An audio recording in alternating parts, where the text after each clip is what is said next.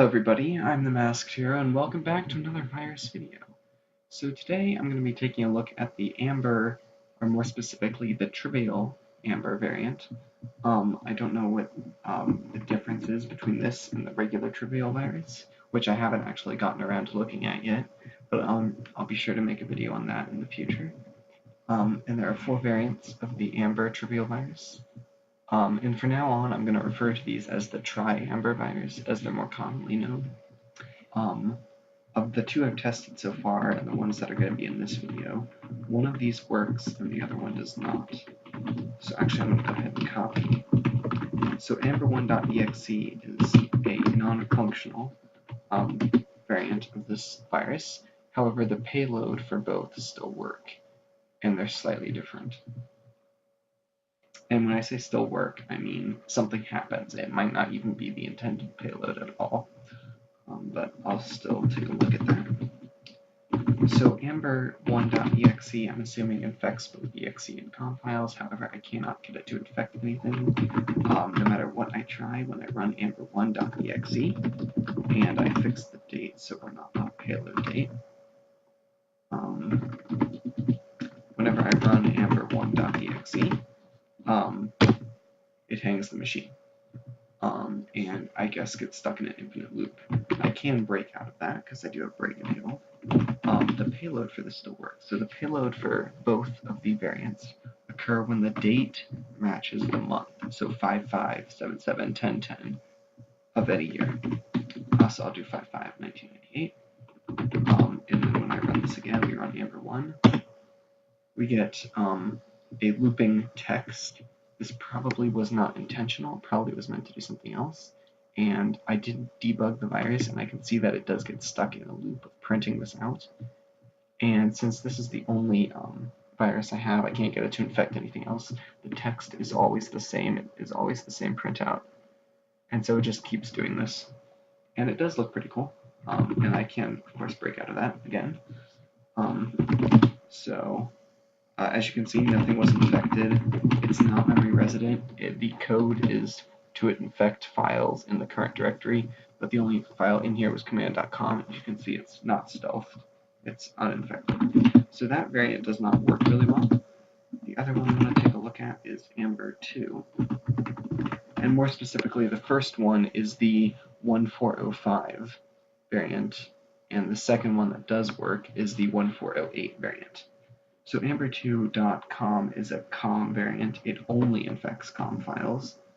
It doesn't even infect exe files at all. And it's very, very slow. So I'll go ahead and copy this into my testing directory.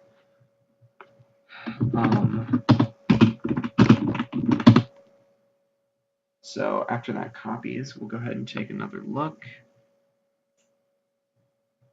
So I have a bunch of Go files in here. So you can see Amber2.com has just been copied in. We run it and make sure the date is not the payload date. Something like that. Then we run Amber2, and it appears to hang, but actually it just takes a long time to infect all the COM files in the current directory. So eventually it'll return control back to DOS, hopefully. Yeah, so basically it's very noticeable when it's infecting stuff because it just takes forever, and it only infects COM files. So if we look at test1.com, which originally was a copy of graphics.com, 19,742 bytes, it's now 21,362 bytes. We take a look at test2.com sys, again it's grown to 11,044 bytes. You guys know the drill. Test3.exe is power.exe. It's unchanged. It does not infect exe files. And the rose goat file I have claims to be, if I run it, it claims to be 10,450 bytes. But in reality, as you can see, it's 12,076.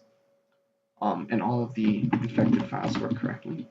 Sometimes this virus infects them incorrectly and breaks them and requires me to do a retake of the video, and that's happened before. And the goat file, my small goat file I wrote, actually it did not get infected because I think it was too small. I'll do more testing on that later. And it's not memory resident. It only affects files in the current directory. And I can prove this by doing a quick memory scan. And as you can see, we have no problems. Everything is okay.